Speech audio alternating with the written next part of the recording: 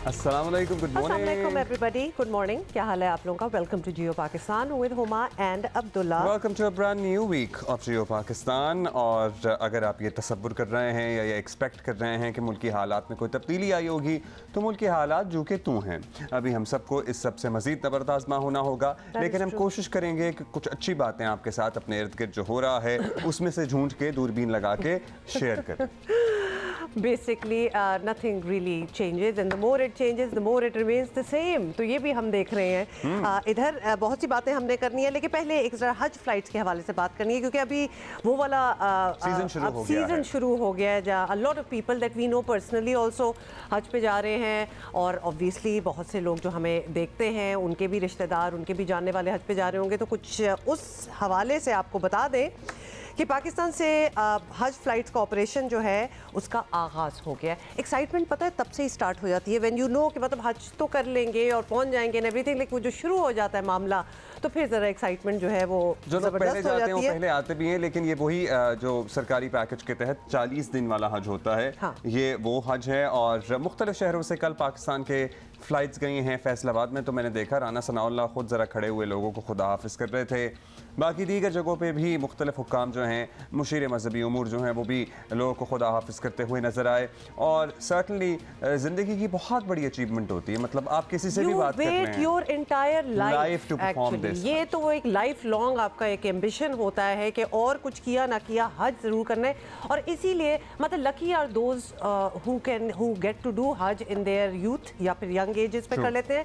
वरना अक्सर आप लिटरली पूरी ज़िंदगी लगा देते हैं इस इंतज़ार में, पैसे जोड़ने में, उस मौका बनने में कि आप हज पे जाएंगे। मतलब तो हमारे यहाँ जो भी हमारा जो खित्ता है वहाँ पर दो चीज़ों की ख्वाहिश हर इंसान के दिल में पाई जाती है, एक अपना घर और एक हज। सो ट्रू, ये दोनों चीज़ें ये दोनों चीज़ें तो लोग सारी उम्र इसी तगदौ में लगे रहते हैं कि उनका एक अपना घर हो जाए, अपनी छत हो जाए, या फिर वो और उनके अहल खाना और पर्टिकुलरली उनके माँ बाप, वो और उनकी अहलिया हज का फरीज़ा सर अंजाम दे दें। अच्छा, उम्रा का सिलसिला भी बड़ा ज़ोर शोर से जारी है। इर्द गिर्द मतलब सैकड़ों लोग, दर्जनों लोग हमारे जानने वाले भी उम्रे पे जा रहे हैं, वापस आ रहे हैं। तो उम्रा वीज़ा मिलने की आखिरी तारीख जो है वो 4 जून तक है और 18 जून तक उम्रा ज़ायरीन को कह दिया गया है कि they have to leave basically. Obviously उसके बाद तो पूरी जगह जो है और सारी कंसंट्रेशन बेसिकली वो हज पे ही होगी। और फिर वो हज का वक्त वैसे ही स्टार्ट हो जाता है, तो वो हाजी ही उम्रा फिर अपना करते हैं अगर वो वहाँ करना चाहें।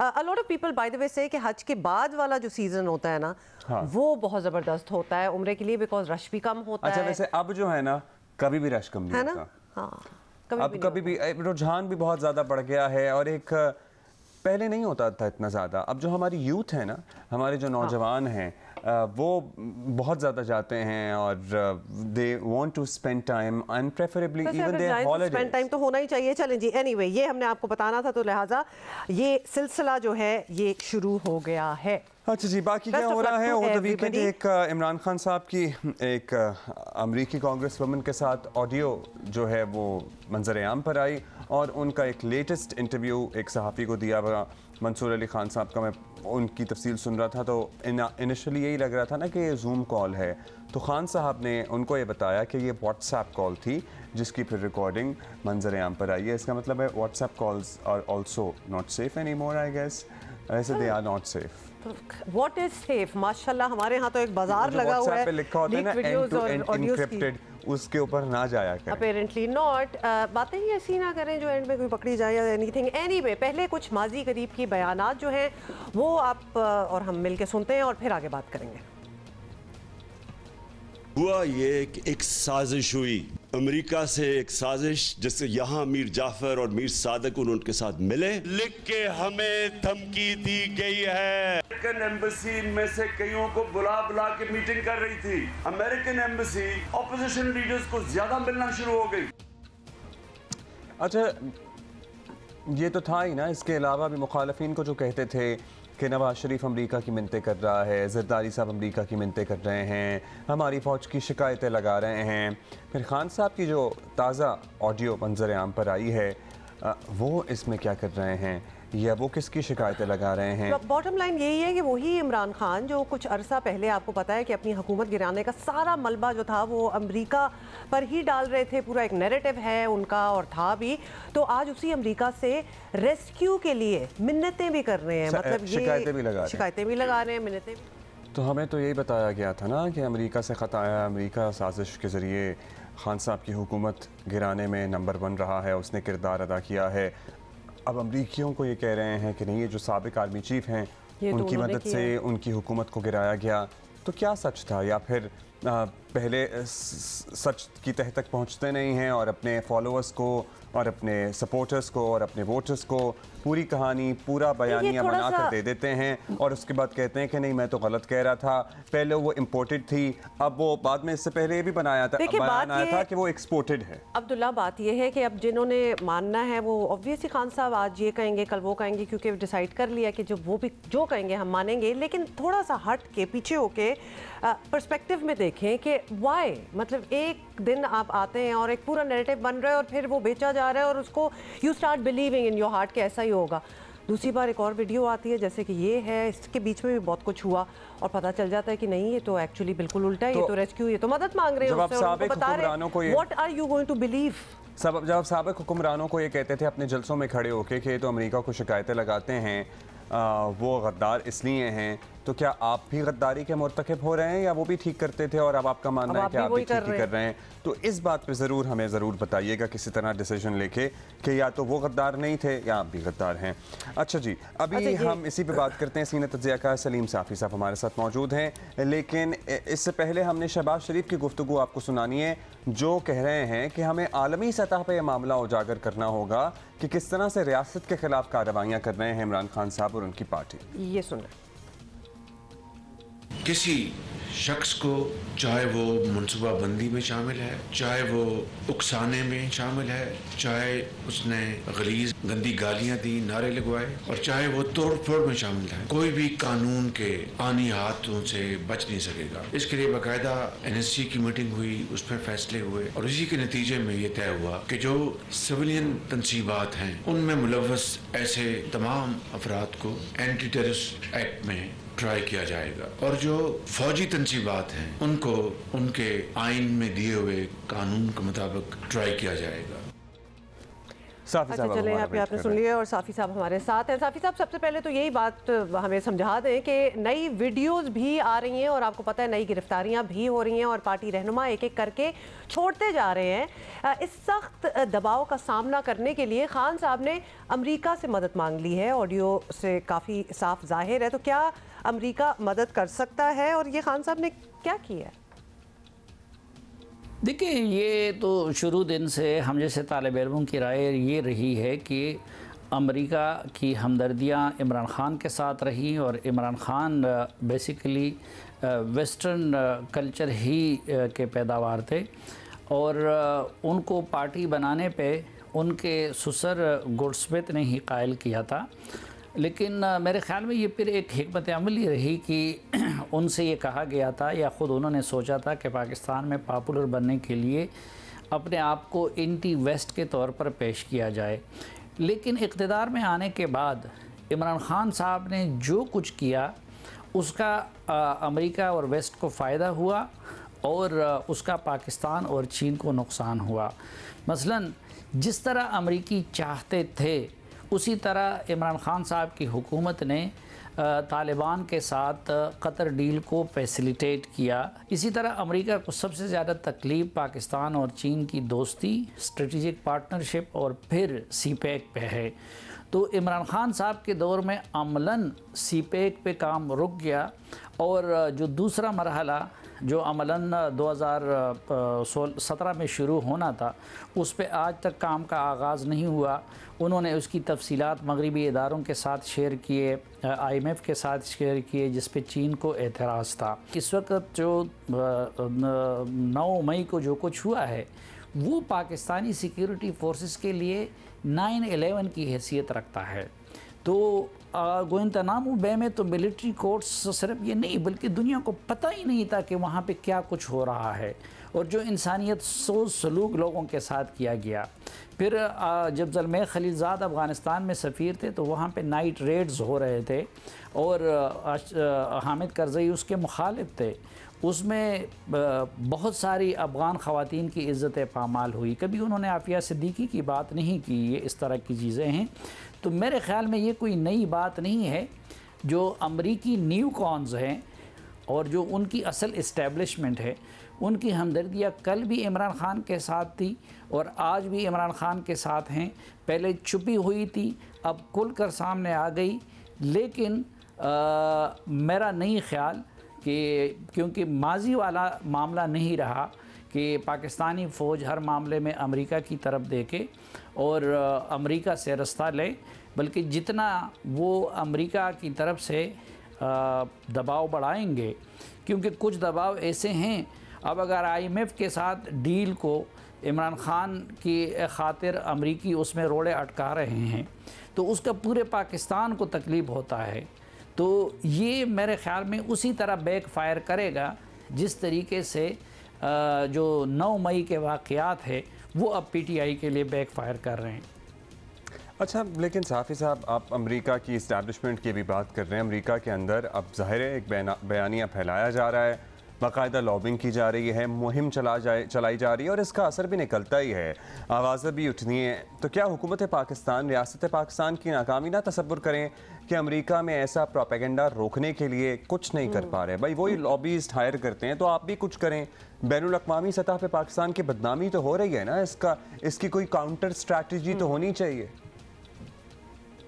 नहीं, देखें, हमारी सफारतकारी तो हमेशा से नाकाम रही है, लेकिन ये ममालिक ऐसे नहीं है, वो अपने रास्ते जो है वो सफारतकारी की बुनियाद पे बदलते नहीं हैं। मसलन जब अमरीकियों ने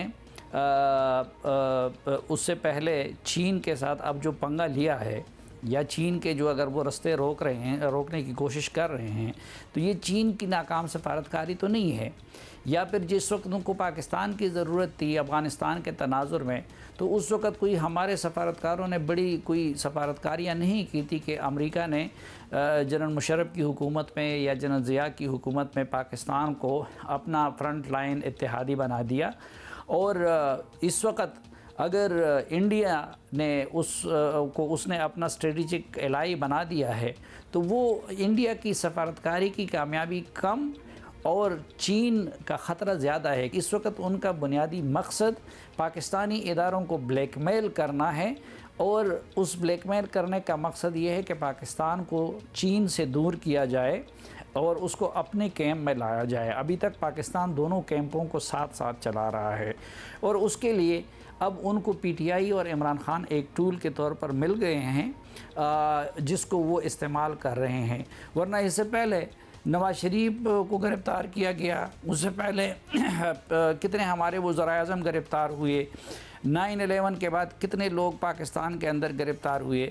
ये जो अभी इंसानी हकूक़ की बात की जा रही है तो हाफिज़ सईद साहब 3MPO के तहत कितने अरसे से बंद है, तो वो तो उल्टा अमरीकी दबाव पे बंद है। तो ये अमरीकियों के लिए इंसानी हकूक़ और डेमोक्रेसी और इस तरह की चीज़ें वो एक टूल्स होती हैं किसी मुल्क को ब्लैकमेल करने के लिए। ऑलराइट साफ़ी साहब, कमिंग बैक टू इस वक्त जो हालात हैं, मौजूदा हालात तहरीक इंसाफ का तो ऑब्वियस इम्तहान है ही, लेकिन हुकूमत का इम्तहान भी है कि जो क्रैक डाउन गिरफ्तारियाँ वगैरह हो रही हैं उनमें सियासी इंतकाम का तासुर ना जाए, सब कुछ कानून के मुताबिक हो। ये बड़ा it's a very tall order. तो आपको ऐसा होता हुआ नज़र आ रहा है? इमरान ख़ान से बुनियादी गलती ये हुई कि एक तो ये कि उस पॉलिटिकल गवर्नमेंट को से अपना झगड़ा बरकरार रखने के लिए उन्होंने ख़ुद अपने तोपों का रुख वो फ़ौज की तरफ मोड़ दिया। और फिर जब क़ियादत तब्दील हुई, चले जनरल बाजवा साहब तो उनको लाने पे भी मुलविस थे, या अगर उनके बकौल उन्होंने फिर उनकी सरपरस्ती छोड़ दी तो, लेकिन जनरल आसिम मुनीर का तो उस हवाले से कोई किरदार नहीं था, या मौजूदा DGI का तो उनको लाने में या उससे पहले उसमें तो कोई किरदार नहीं था। लेकिन एक तरफ उन्होंने पूरी फ़ौजी क़यादत को टारगेट किया। फिर अगर शहबाज गिल वग़ैरह के बयान को आप देखें तो उन्होंने फ़ौज में फूट डालने की कोशिश की जो कोई भी फ़ौज, कोई भी मुल्क बर्दाश्त नहीं कर सकते। और उससे बढ़कर उन्होंने फिर 9 मई को वो अमली कदम अपने लोगों से उठवाए कि आप GHQ जो एक अलामत समझी जाती है, आपने उस पे हमला किया, आपने कोर कमांडर के घर पे हमला किया, आपने MM आलम के इस्तेमाल शुदा जिहाद को जो पूरी पाकिस्तानियों के लिए एक प्राइड की अलामत समझी जाती है, आपने उसको जलाया। आपने कर्नल शेर शहीद जैसे शहीद की जो कि पूरे पाकिस्तान के लिए फ़ख्र थे, और इंडियन जो उनके दुश्मन भी है वो भी उनकी बहादुरी और जुर्रत की तारीफ़ किया करते थे। आपने उनके मुजस्समे और यादगार की तौहीन करवाई।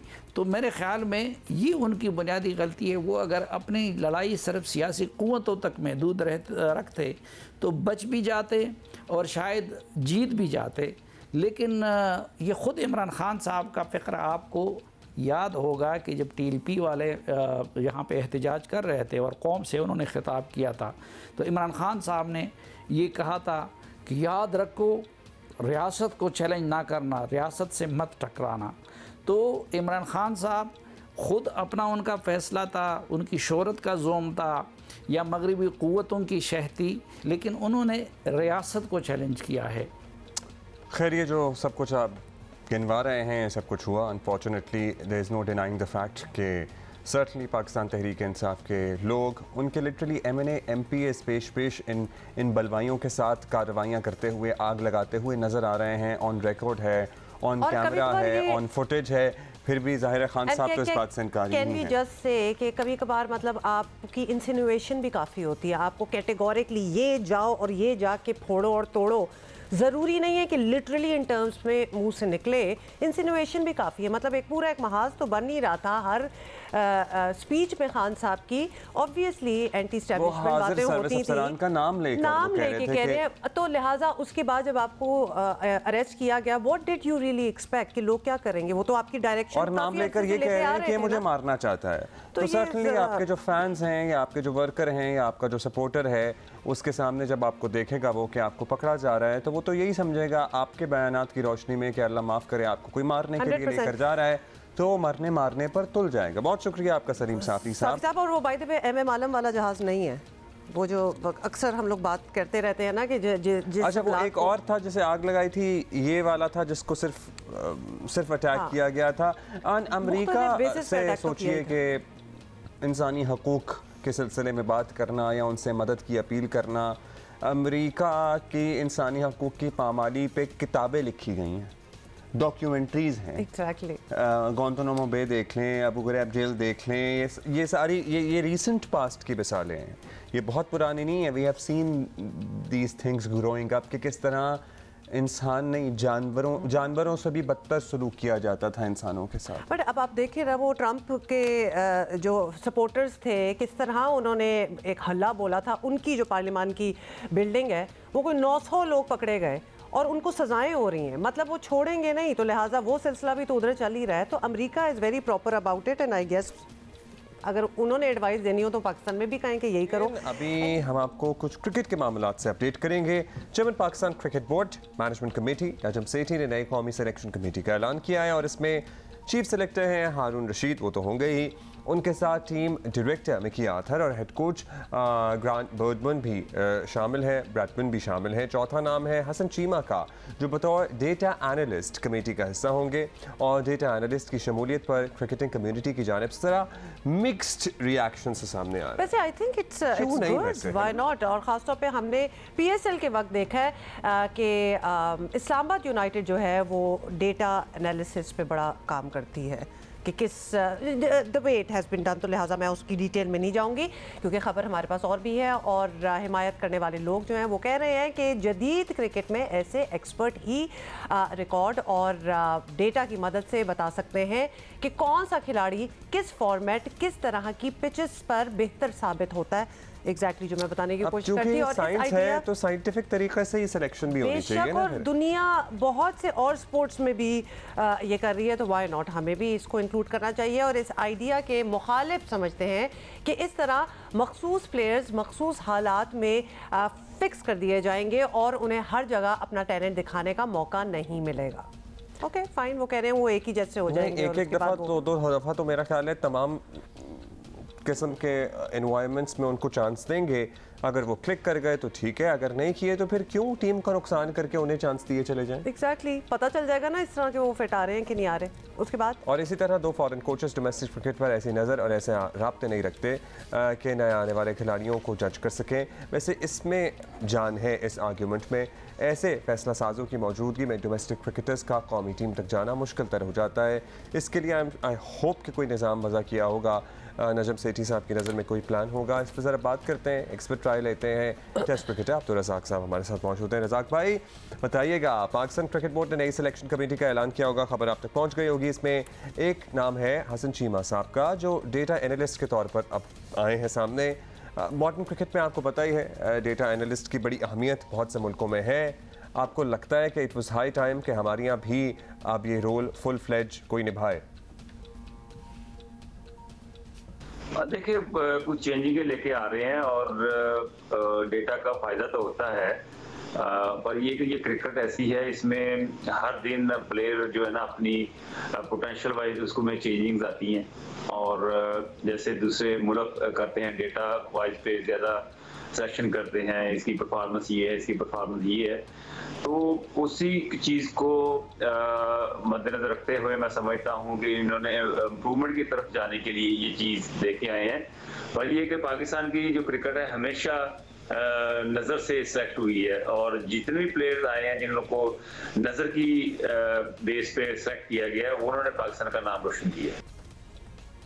अच्छा, ये भी बताइएगा कि इस कमेटी में हारून रशीद के अलावा 2 फॉरेन कोचेस भी हैं, और ये लोग कौमी टीम के लिए तो ऑब्वियसली बेहतर ही सोचते होंगे, लेकिन बहुत से लोगों का ये भी कहना है कि जाहिर है डोमेस्टिक क्रिकेट पर वैसी उनकी नज़र नहीं होगी जैसे किसी लोकल की हो सकती है। तो क्या डोमेस्टिक क्रिकेटर्स के लिए कौमी टीम तक पहुँचना मुश्किल नहीं हो जाएगा इस वजह से? डेफिनेटली देखें, अब जो है हारून रशीद साहब उन्होंने चेयरमैन बनाए हैं, क्योंकि उनका काफ़ी एक्सपीरियंस है और काफ़ी अवेयरनेस भी है, और मेन यही है कि हमारे इर्द गिर्द तकरीबन 20 से 25 प्लेयर ऐसे घूम रहे हैं जो परफॉर्मर भी हैं और डोमेस्टिक में खेलते भी आ रहे हैं। तो जो बात जो नई चीज़ ये है कि ये न्यू प्लेयर जब आते हैं तो उनको कैसा रिस्पेक्ट दी जाती है, उन पे कैसी नज़र रखी जाती है, और उनको कितने मैचेस मिलते हैं, ये असल काम है कि उन पे नज़र रखना बहुत ज़रूरी है। डेटाबेस में अगर टीमें बनानी शुरू कर देंगे तो वो उसमें काफ़ी चीज़ें जो हैं वो नज़रअंदाज हो जाती हैं। अच्छा, अब अब्दुल रज़ाक में बताएगा, वैसे तो पाकिस्तान के 3 फॉर्मेट्स के लिए टीमें और खिलाड़ी गिने चुने ही हैं, और अंदाज़ों के मुताबिक लिटरली सबके नाम सामने आते हैं, लेकिन एक बहस फिर से जन्म ले रही है, वो है कप्तानी की बहस। आपकी नज़र में अब भी बाबर आजम ही बेस्ट चॉइस हैं, या फॉर्मेट्स के हिसाब से अलग अलग कप्तान होने चाहिए? बाबर इज़ द बेस्ट, लेकिन हम डिफरेंट फॉर्मेट्स की बात कर रहे हैं। देखिए, जब आप बिलीव करते हैं कि हर चीज़ हमें नई लेके आनी है, चेंजिंगें लेके आनी है, तो आप क्रिकेट की इम्प्रूवमेंट के लिए आप सोच रहे होते हैं, और अगर आपने अपनी सोच को वहीं पे रखना है कि हम वहीं पर रहें कि बाबर आजम को हटा दें, उसकी जगह नया कैप्टन आ जाए, तो कैसे इम्प्रूवमेंट होगी? आपको चाहिए कि उसको फ्री हैंड दें, और उसको ये जो टैग लगा हुआ है कि उसको हटाने का, ये ख़त्म कर देना चाहिए और आगे बढ़ना चाहिए। पाकिस्तान के लिए, पाकिस्तान क्रिकेट टीम के लिए सोचना चाहिए कैसे उसमें इम्प्रूवमेंट आ सकती है। तो ये जो बहस है इसको ख़त्म कर देना चाहिए, और ये कह देना चाहिए कि बाबर आजम ही पाकिस्तान के कैप्टन है, और आगे फ्यूचर में भी पाकिस्तान के कैप्टन रहेंगे। और अगर टीम नंबर 1 पे आती है या परफॉर्मेंस उसकी बहुत बेहतर हो जाती है, वर्ल्ड कप जैसे आ रहे हैं, अगर पाकिस्तान जीती है, तो मैं नहीं समझता कि फिर ऐसी बहस होनी चाहिए। ऐसी कंट्रोवर्सी को ख़त्म कर दें बिल्कुल। तो बाबर आजम ही कैप्टन है और बाबर आजम ही कैप्टन रहेंगे, इससे आगे हमें सोचना चाहिए। सही जी, अब्दुल रज़ाक भाई की तो राय सामने आ गई, बहुत से लोगों की ऐसी ही राय है। ये जो बहस है ना कप्तानी वाली है, अभी बाद में होनी चाहिए, बाद में होनी चाहिए, अभी नहीं। अभी Babar Azam is the best for everything. आपको बताइए, हमारे वज़ीर ख़ारिजा बिलावल भुट्टो कश्मीर के दौरे पर हैं, वहाँ वो जलसा भी करेंगे, और बड़ा इंपॉर्टेंट ये वक्त है क्योंकि मकबूजा कश्मीर में भारत एक अजीब सी भौंडी कोशिश करने जा रहा है, लेकिन कश्मीरियों की यकजहती ने उस कोशिश को लिटरली नाकाम बना दिया है। G20 का मुतनाज़ इजलास मुनक्कद करके कब्ज़े को कानूनी करार दिलवाने की भारतीय साजिश जो है वो अब सबके सामने आ गई है, एक्चुअली नाकाम हो गई है। चीन और तुर्की के बाद सऊदी अरब और मिस्र ने भी श्रीनगर आने से इनकार कर दिया है। भारतीय अखबार ने कहा कि तुर्की, सऊदी अरब और मिस्र ने अभी तक श्रीनगर इजलास के लिए रजिस्ट्रेशन नहीं कराई है। और साथ ही आपको बताएं कि भारत के लिए ये सफारती सतह पर बड़े धचके से कम नहीं है और श्रीनगर में G20 वर्किंग ग्रुप का 3 रोज़ा इजलास आज से शुरू होगा। श्रीनगर फौजी छावनी में तब्दील कर दिया गया है। इस वजह से आपको पता ही है कि उनको कुछ भी होता है तो फौजी छावनी है। बिल्कुल एज इट इज़ दैट। आपको बताएं मकबूजा कश्मीर में G20 इजलास के खिलाफ आज कंट्रोल लाइन के दोनों इतराफ मुकम्मल हड़ताल है। So already this is happening. Of course इसकी जो भी डेवलपमेंट्स होंगी we will keep you posted. Another thing जल्दी से आपको बता दें इससे पहले कि हमारी ब्रेक आ जाए, आपको पता है कि सिंध भर में बल्दियाती इंतखाबात में कामयाब चेयरमैन, वाइस चेयरमैन और काउंसलर आज हलफ उठाएंगे। सो दैट फाइनली इसके लिए तो हम पूरा ऑलमोस्ट 1 साल ही बात करते रहे हैं। फाइनली कहना चाहिए और ये बहुत मुश्किल से बहुत सारे डिसीजंस पे पहुंचा गया है, लेकिन चलिए आई होप कि अब जो बनेंगे वो बाइख्तियार होंगे। बाय द वे चेयरमैन के पास खासे इख्तियारात होंगे, इसलिए उम्मीद हम यही करेंगे। उम्मीद हमारी होती है, लेकिन एंड में आपको पता ही है ओवर द इयर्स जब हमने बात किया तो कहते हैं जी हमारे पास तो इख्तियारात नहीं है, लेकिन अब शायद कुछ चेंज होगा। अब लेट्स सी कि कराची के हिस्से में किस पार्टी का मेयर आता है। कराची के 25 टाउन्स के नुमाइंदों की हलफबरदारी की तकरीब मुख्तलिफ सरकारी इमारतों में होगी और पासपोर्ट साइज तस्वीरें, शनाख्ती कार्ड्स की कॉपी साथ लाना ज़रूरी होगी। आपको पता ही है जमात इस्लामी और PTI का सॉर्ट ऑफ इल्हाक अब सामने आ गया है। PTI ने हिमायत कर दिया है, जमात इस्लामी का ऐलान कर दिया उनकी हिमायत का। अब देखना यह है कि पीपल्स पार्टी अपना मेयर लाने में कामयाब होती है या फिर जमात इस्लामी और PTI का इत्तेहाद कराची का मेयर जो भी आए, जिस पार्टी का भी हो, शहर के लिए काम होना चाहिए। हम तो यही कहते हैं और हम आपको भी एडवाइस देते रहते हैं कि बस उस शख्स को देखें, उस बंदे को देखें जो काम कर रहा हो। इट डज़ नॉट मैटर कि किस पार्टी से उनकी एफिलिएशन है, बिकॉज एंड में हमें कुछ बेहतरी चाहिए अपने शहर में। इंडीड। महकमा मौसमियात के मुताबिक बता दें आज दर्जा हरारत क्या रहेगा। 26 मई के दौरान इस्लामाबाद, खैबर पख्तूनख्वा और कश्मीर में बारिश की तवक्को है और 26 से पहले सो बलूचिस्तान में भी हवाएं चलने का इम्कान है। इस हफ्ते की बात कर रहे हैं। कराची में तो ह्यूमिडिटी इंतहा को है और गर्मी भी बहुत है। हमारे स्टूडियो में है ना ये वाला मौसम हुआ है। It's all over Karachi actually. वो एक गर्मी, वो चूंकि आपने आते ही एसी जो बंद करवा दिया नहीं, मतलब लिहाजा आपका टेम्परेचर कुछ वैसे यहाँ स्टूडियो में अल्लाह का शुक्र है ठीक है, लेकिन बाहर बहुत शदीद गर्मी है। अच्छा we have a breaking news. या इलाही, वो भी कहते हैं बुरा हम बुरे सबसे हुए जिनके लिए। कुछ समझ में आया? हाँ बिल्कुल समझ में आ गया कि हम जिनके लिए सबसे बुरे हो गए, मतलब सबसे हमने लड़ाई कर ली, वो भी हमें बुराई कहते हैं। तो बात यह है कि ये है 9 मई के बाद उन PTI कारकुनों के दिल की आवाज़ जो जेलों में हैं और वही लीडर्स उन्हें पूछ भी नहीं रहे जिनके लिए उन्होंने कानून हाथ में लिया था। और ये बड़ी हमें अजीब किस्म की, क्योंकि इतने दिन अब गुजर चुके हैं लेकिन उस तरह से वो बात नहीं हुई जो होनी चाहिए थी। और तो और इमरान खान उन्हें अपने कारकुन मानने से इनकारी भी हैं और शीरीन मज़ारी जैसी रहनुमा का मुताबिक अब वो बेचारे कारकुनों से पूछें कि वो किस एजेंसी से थे, वो तो PTI को कहेंगे कि हम तो बस एक ही एजेंसी को जैसे कि फॉर इंस्टेंस हम आपको एग्जांपल भी दे देते हैं। शीरीन मज़ारी जैसी रहनुमा का ख्याल भी इमरान खान को कई दिनों बाद आया तो आम कारकुन ऑब्वियसली वो क्या बेचता है सब में क्या होगा। फवाद चौधरी की अहलिया हिबा फवाद ने भी खान साहब से ऐसी ही शिकायत की थी। देखें। शीरीन मज़ारी साहिबा की साहबजादी के मुताबिक इमरान खान साहब को अपनी और अपनी बीवी की पड़ी हुई है और उनके कारकुन और उनके इवन लीडर्स भी रुल रहे हैं। मतलब उनको शीरीन मज़ारी साहिबा का ही ख्याल 5 दिन बाद आया उनकी गिरफ्तारी के। ये उनकी साहबजादी के ख्यालात हैं जो हमने आप तक पहुँचाए। हिबा फवाद चौधरी, जो फवाद चौधरी साहब की अहलिया हैं, उन्होंने खान साहब ने जो एक फाइनली हमने भी उस दिन सेगमेंट किया था, आपको पता है कि हम खान साहब अपने रहनुमाओं की गिरफ्तारी पे लबकुशाई कब करेंगे।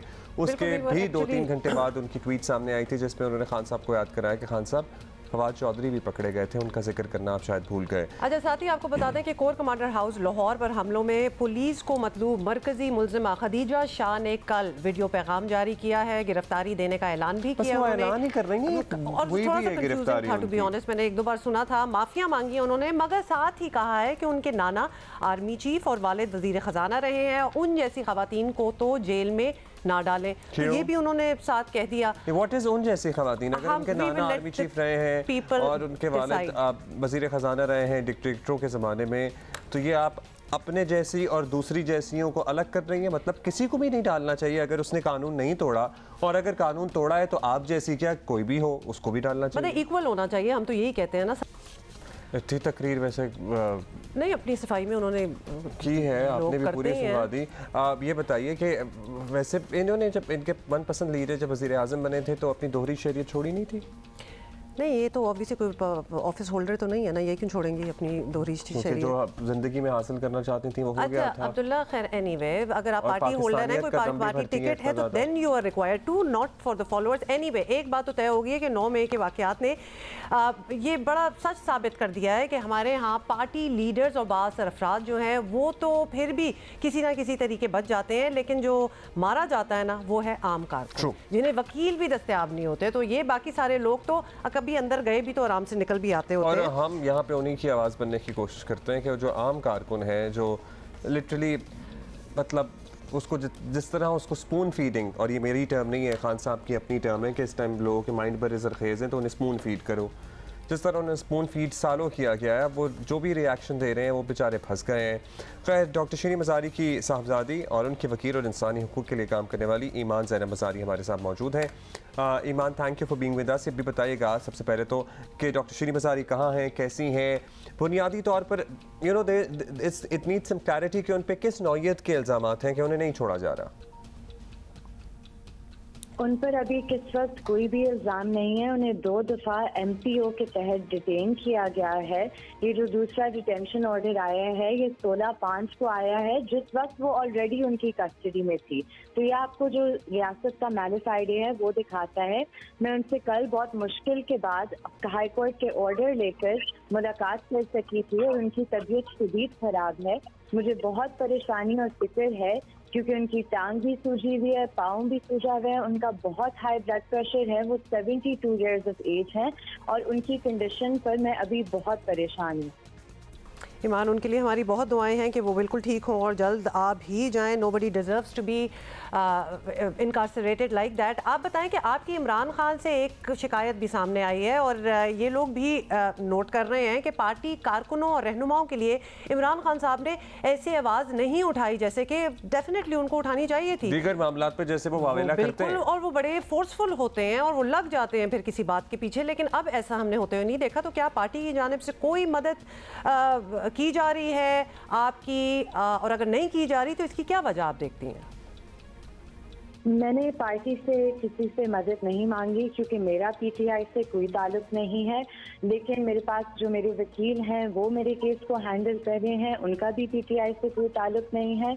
और मैं समझती हूँ कि इस वक्त इमरान खान से जितना गिला है उतना ही गवर्नमेंट से गिला है कि क्यों वो मेरी वालदा को 3 दफ़ा 1 हफ्ते में गिरफ्तार किया है। क्या उन्होंने ऐसा किया था? ना वो घर से बाहर गई थी, ना उन्होंने किसी को इंसाइट किया था, तो क्यों इन्हें इस तरह की ट्रीटमेंट दी जा रही है? अच्छा, एक बात ये भी की जा रही है ईमान साहबा कि डॉक्टर शीरी मज़ारी और जेलों में मौजूद दीगर अफराद के लिए अदालतों के साथ साथ पब्लिक डेमोन्स्ट्रेशन या मुजाहरे वगैरह भी ज़रूरी हैं। तो आपके ख़्याल में अब वक्त आ गया है कि इस सिलसिले में आगाही के लिए ये मुजाहरे किए जाएं? इससे फ़र्क पड़ेगा आपको लगता है? हुकूमत और इदारों पर दबाव आएगा? देखिए, जो अवाम का प्रेशर होता है, पीसफुल प्रेशर, वो सबसे बड़ी चीज़ होती है रियासत के लिए, ये सीखने के लिए कि जी हमने अपना रवैया, हमने अपना रद्द अमल तब्दील करना है। तो ज़रूर जब तक पब्लिक प्रेशर नहीं होगा और सिविल सोसाइटी नहीं खड़ी होगी इंसानी हकूक़ की खिलाफ वर्जियों के खिलाफ, तो तब तक कोई भी चेंज नहीं आ सकता हुकूमत या रियासत की पॉलिसी में। ईमान ज़ैनब मज़ारी, बहुत बहुत शुक्रिया फॉर बीइंग विद अस। वैसे अगर डॉक्टर शीरीन नहीं थी किसी भी किस्म के इस तरह के मुजाहिरे में मुलव्वस जिसमें लोग पुरतशद्दुद हुए हों, अपार्ट फ्रॉम द फैक्ट कि वो बड़े अरसे खान साहब के सोशल्स वगैरह चलाती रही हैं और बड़ी वोकल हैं, बड़ी वोकल हैं, आपको पता ही है उनका हर चीज़ पे। सो हम हमेशा ये कहते हैं कि बिला वजह लोगों को इस तरह ज़ेर-ए-ताब नहीं रखना चाहिए। पॉलिटिकल विक्टिमाइजेशन ना पहले ठीक थी ना अब ठीक है। मतलब ऑल अक्रॉस अब सारों को ये उठा रहे हैं just because they belong to the party. भाई उनको सिर्फ उठाए ना जिनके एक्चुअल एविडेंस है, प्रूफ है आपके पास। बहुत सारे ऐसे लोग हैं जो वीडियो पे मौजूद हैं, वीडियो में और बड़े आराम से कह भी रहे हैं, तकरीरें कर रहे हैं या उनके वीडियो और ऑडियो पैगामात हैं ऐसे जो नहीं है, उनको बिला वजह क्यों रगड़ा लगा रहे हैं? सारों को ये करना है। अच्छा, we need to move on. और अब हम जरा एक इंटरेस्टिंग बात इसलिए करेंगे because this is something that Pakistanis love. और पहले तो सवाल ये है कि पाकिस्तान का फेवरेट मशरूब क्या है? अब्दुल्ला, जल्दी से। चाय। बिकॉज यू न्यू बट मैं आपको बता चुकी थी, येस दैट्स ट्रू। और इसका जवाब ऑब्वियसली चाय है।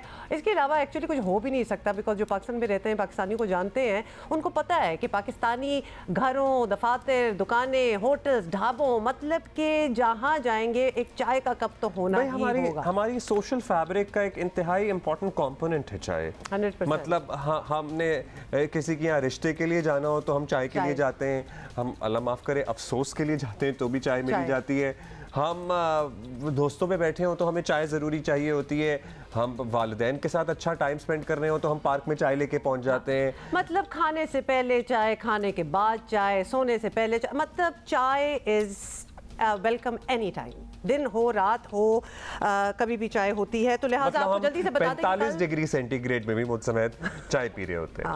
ये हमारा कमाल है, इसमें तो हमें पूरा एक मेडल मिलना चाहिए। अच्छा जी, कल चाय का आलमी दिन मनाया गया है और हमने सोचा कि अपने सवालात का जवाब भी आज तलाश कर लें कि जैसे कि ये बड़ी अच्छी आपने बात की है कि हम क्यों इतनी चाय पीते हैं भाई, what's going on.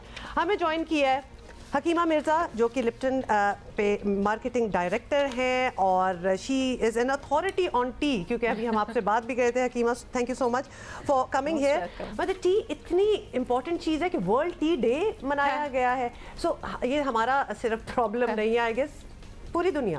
That's true. अगर आप पाकिस्तान की बात करें तो हम कहते हैं कि अगर हमारी आप रगें काटें तो उसमें खून नहीं, चाय दौड़ी होती है। बिकॉज ऑन एन एवरेज एक एडल्ट 4 कप तो चाय मिनिमम हर दिन पीता है।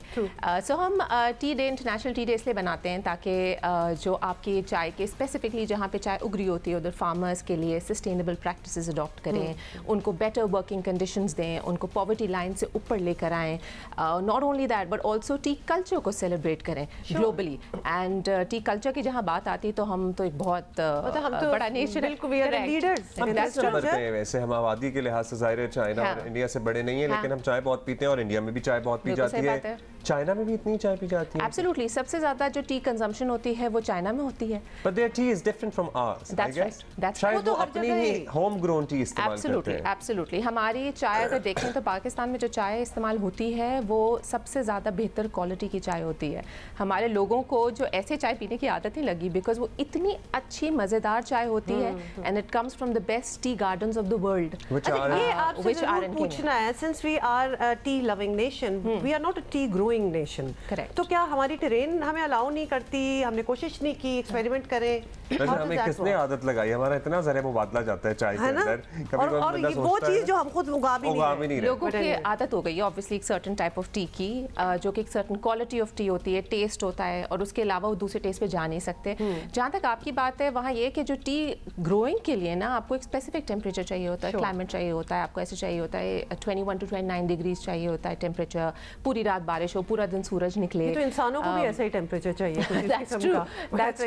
That's true. And उसके लिए आपको ऑफ कोर्स टी ग्रोइंग के लिए आपको पेशेंस की ज़रूरत है, a lot of investment is required। ऐसा नहीं हो सकता, हम भी इन्वेस्टमेंट करें, शिनकियारी में हमने इन्वेस्टमेंट किए इन टी प्लांट्स, बट ऑब्वियसली वो थोड़ा सा टाइम लगेगा, होगा बट विद टाइम। तो हमारे यहाँ जो चाय हम पीते हैं वो कहाँ से आती है? वो अफ्रीका से आती है, केनिया से आती है। और सारी चाय, क्योंकि हम तो और भी बल्कि हमारे नेबरिंग मुल्क में भी आपको पता है वो भी ग्रो करते हैं, पर स्पेसिफिकली पाकिस्तान की चाय स्पेसिफिकली जो पाकिस्तानी को जो टेस्ट पसंद है ना चाय का, अगर आपको पता है कि पाकिस्तानियों की एक बड़ी इंटरेस्टिंग आपको बात बताऊं कि अगर आप सदर्न पार्ट ऑफ पाकिस्तान से अप नॉर्थ जाएं तो सबको चाय चाहिए होती है, सब कहते हैं मुझे कड़क चाय चाहिए, मगर जिस तरह वो चाय बनाते हैं उसका बनाने का तरीका मुख्तलिफ होता है। फॉर एग्जाम्पल कराची में अगर आप देखें लोग कावा बनाते हैं, फिर उसमें दूध डालते हैं, दम वाली चाय होती है, फिर मिक्स टी होती है जिसमें दूध में कभी चाय डलती है, कभी दूध में पानी डलता है, चीनी डलती है, फिर चाय डलती है, चाय डलती है, वो मिक्स करके सारा उबाला आता है। एंड लोग कहते हैं हमें चाहिए कड़क चाय, जिससे भी बात करें पंजाब में ज्यादातर दूध पत्ती पी जाती है, पानी का कॉन्सेप्ट नहीं है। बिल्कुल बिल्कुल सही, मगर एक चीज जो कॉमन है अमंगस्ट पीपल, वो कहते हैं मेरी सबसे जरूरी चाय दिन की होती है,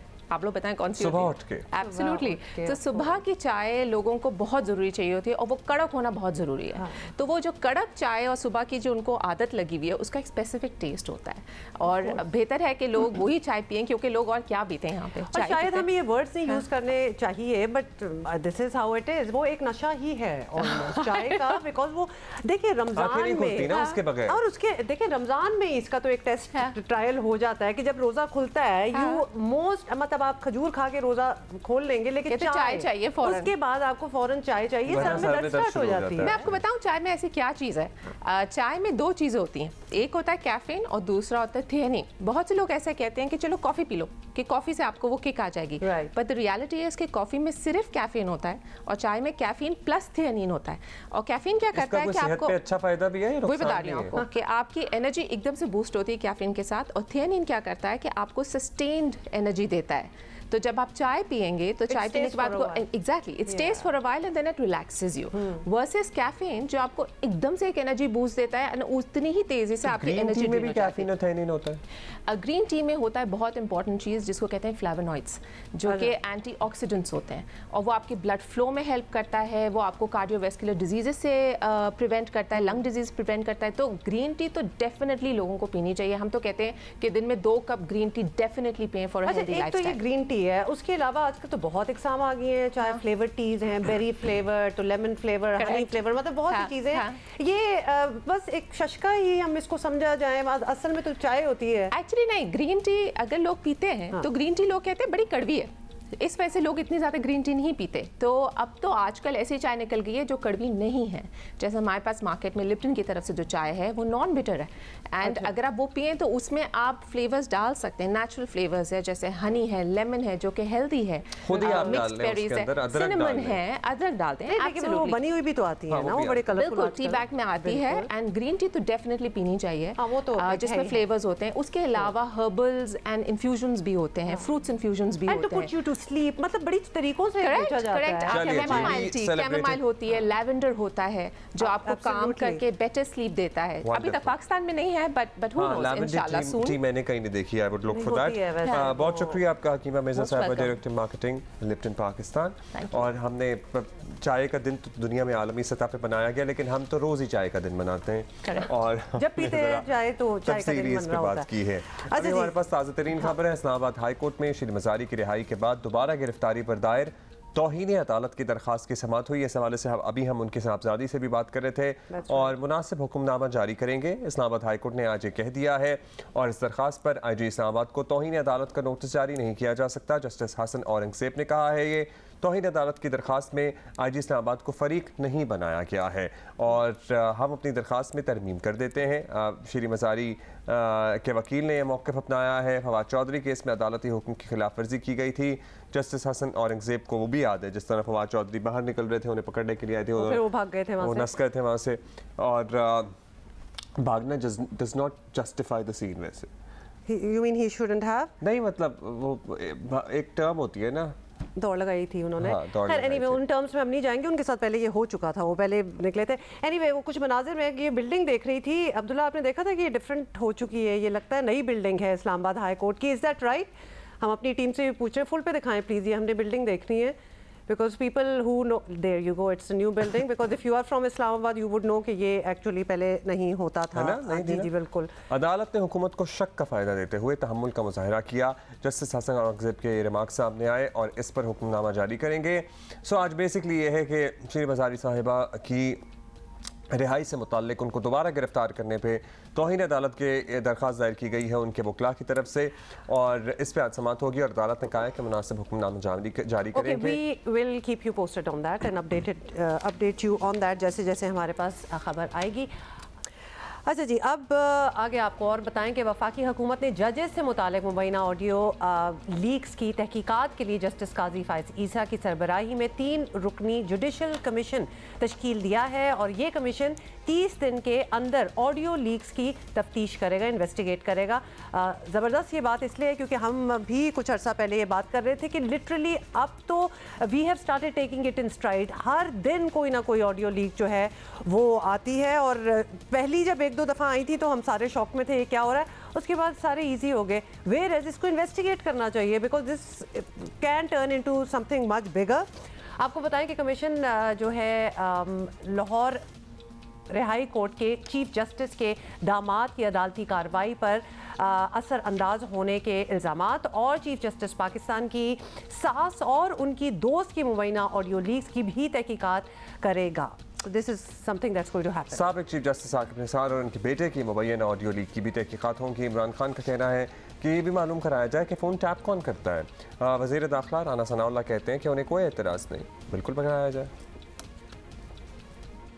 बाज की तरफ से प्रेशर था, दूसरे लोगों की तरफ से, सिविल सोसाइटी की तरफ से प्रेशर था कि जी इसकी इंक्वायरी होनी चाहिए और ये मालूम तो होना चाहिए कि ये दुरुस्त है या ये दुरुस्त नहीं है। हुकूमत को सुप्रीम जुडिशल काउंसिल में जाने के लिए कोई मवाद और कोई बुनियाद तो होनी चाहिए ना, और ये इंक्वायरी या तो उसकी बुनियाद फराहम कर देगी या फिर अगर ये सारा कुछ गलत है, फैब्रिकेटेड है, तो मैं समझता हूँ कि उनको जो है वो सुरखरू कर दे। ये तो फिर इंक्वायरी कमीशन का काम है, तो ये मामला जो है ये मैं समझता हूँ कि उनकी लियाकत और जहानत पे छोड़ा जाना चाहिए।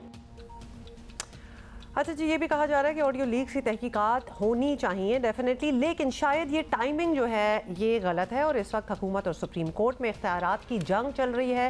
तासुर ये है कि कमीशन बनाने का मकसद मखसूस जजेस को दबाव में लाने का हरबा हो सकता है, और सबसे अहम बात ये commission chief justice Umar Ata Bandial की मुशावरत के बगैर बनाया गया है। कुछ कानूनी माहिरीन कह रहे हैं कि चीफ जस्टिस कमीशन बनाने का नोटिफिकेशन मुअत्तल भी कर सकते हैं। So this can happen. इसी पे बात करते हैं माहिर कानून अब्दुल मुईस जाफरी हमारे साथ मौजूद हैं। अब्दुल मुईस, ये बताइएगा जो ऑडियो लीक्स आपको बताइए, मतलब अब तो ये नॉर्म रेगुलर हो गए, हम तो आदी हो गए हैं, आती रहती हैं, इन पर बहुत सारी सियासत भी होती रहती है, लेकिन अल्टीमेटली कोई एक्शन नहीं होता। अल्टीमेटली क्या शुरू ही नहीं होता कोई एक्शन। अब हुकूमत इसकी बाकायदा तफ्तीश कराने जा रही है। ज़रूरी तो है, ख्याल आपको लगता है कि ठीक से हो पाएगा ये? जी बिल्कुल, बहुत ज़रूरी है। जब से शुरू में शहबाज शरीफ साहब की अपनी लीक्स आई थी, जब से ये ज़रूरी था चेक करना कि एक वज़ीर आज़म हाउस के अंदर किस तरह वहाँ की प्राइवेसी पामाल की जा सकती है। उसके बाद जब इमरान खान साहब की लीक्स हुई और फिर ख़ास तौर पे जब हमारे आला अदलिया की लीक्स हुई और उनके ख़ानदानों की लीक्स हुई, तो ठीक है उन बातों में जो गुफ्तगू हुई और जो मियाद था, जो उस हवाले से भी बात होनी चाहिए और इन्वेस्टिगेशन होनी चाहिए, लेकिन वो मेरी नज़र में एक सानवी चीज़ है। पहले तो ये इन्वेस्टिगेट होना चाहिए कि ये अपने आप को किस तरह अहल समझते हैं वो लोग जिन्होंने ये रिकॉर्डिंग्स की हैं और लीक की हैं, और वो लोग हैं कौन। बिल्कुल। अच्छा मुझे ये भी बताइएगा कि आला तरीन अदालतों में जजों की डिवीज़न अब किसी से ढकी छुपी ऑब्वियसली बात नहीं है। जो कमीशन बनाया गया है उससे ये तासुर मिलता है कि हुकूमत इसी डिवीज़न को कैश करवाना चाहती है शायद, तो क्या इससे ये सारा अमल मुतनाज़ नहीं हो जाएगा अगर यही तासुर हुआ? जी बिल्कुल मुतनाज़ा हो जाएगा, और ये नाम देने से जिस तरह तनकीद की जाती है सुप्रीम कोर्ट की कि हम बेंच के अंदर नाम देखते हैं और फैसले समझ जाते हैं क्या होंगे, इसी तरह ये मेरे ख्याल से हुकूमत अपने आप को डिस्क्रेडिट कर रही है इस मूव्स के साथ कि जिन लोगों को उन्होंने नेम किया है। और 2 चीफ जस्टिस साहिबान के अलावा जो सुप्रीम कोर्ट के जज साहब का नाम दिया है, वो देखें कोई तरीक़ा नहीं होता है सेपरेशन ऑफ पावर्स की एक रजीम में कि आप एक जज के साथ इस तरह मुकालमा करके या उनको उनकी रजामंदी लेकर उनको किसी कमीशन पे डाला जाए, और इसका भी कोई तरीक़ा नहीं होता कि आप अपनी तरफ से आज खुद एक जज को कोई इंतज़ामी तौर पे ज़िम्मेदारी सौंप दें। लिहाजा तरीक़ा जो रह जाता है वो ये कि आप कमीशन ऑफ इंक्वायरी या इस तरह के किसी कानून के तहत उस जज के इंतज़ामी सदर यानी कि सुप्रीम कोर्ट के चीफ जस्टिस को लिखें और कहें कि हमें कोई भी जज चाहिए, क्योंकि आखिरकार आपको एक फ़र्द क्यों चाहिए होगा। तो ये इसके अंदर बदनीयती जो है वो साफ ज़ाहिर है। देखें ये बात भी बहुत ज़रूरी है कि ये कमीशन की जो टर्म्स ऑफ रेफरेंस हैं उसके अंदर जो तमाम बातें लिखी हैं वो जिस तरह भी कोशिश करें, उसकी एक जो बुनियादी चीज़ रह जाती है वो ये कोशिश अगर की जा रही है कि सुप्रीम कोर्ट के जज के हवाले से बातें लीक हुई हैं, तो वो अगर सुप्रीम कोर्ट के मिसकॉन्डक्ट के हवाले से इन्वेस्टिगेट करना है तो उसका तो आईनी तौर पे एक ही जगह है और वो सुप्रीम जुडिशल काउंसिल है। रह गई बात कि इन टर्म्स ऑफ रेफरेंस में क्या चीज़ रह जाएगी, तो मेरे ख्याल से टर्म ऑफ रेफरेंस 4 है जो कहती है कि आप किसी के ऊपर भी जिम्मेदारी आयद करें इस तमाम मामले की। तो मेरे ख्याल में अगर ये कमीशन जो है वो एक प्रॉपर नतीजे तक पहुंची तो वो तो यही जिम्मेदारी आयद करेगी कि जिन लोगों ने रिकॉर्डिंग की है वो अव्वलीन मुजरिम है, और किस तरह मुजरिम है। सुप्रीम कोर्ट माजी में कह चुका है कि बेनज़ीर भुट्टो साहिबा के वर्सेस द स्टेट के केस में कि जो हुकूमत सुप्रीम कोर्ट के जजेस को टैप करेगी वो डिसमिसल के काबिल होगी। तो ये तो मेरे ख्याल से अपने पैर पे कुल्हाड़ी मारना है इस हुकूमत की तरफ से।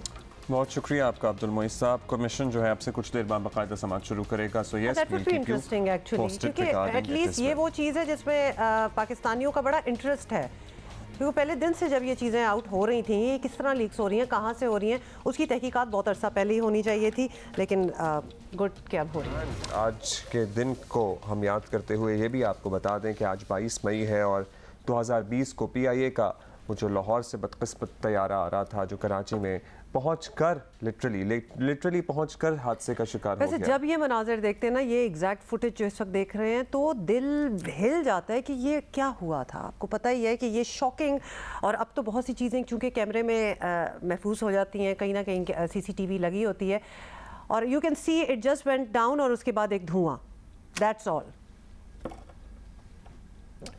बहुत ही खतरनाक। 97 अफराद इसमें जमा हुए। मुआवजाना तौर पर ये परफेक्ट एग्जांपल है, जैसे अल्लाह रखे उसे कौन चखे, एक शख्स इसमें बच गया, survive without a scratch. Really 2 लोग बचे थे। अच्छा जी, 2 लोग बचे थे। ठीक जी, that's all for today. We will see you tomorrow. अभी तो हफ्ता शुरू हुआ है, बहुत सी मुलाकातें, बहुत सी बातें।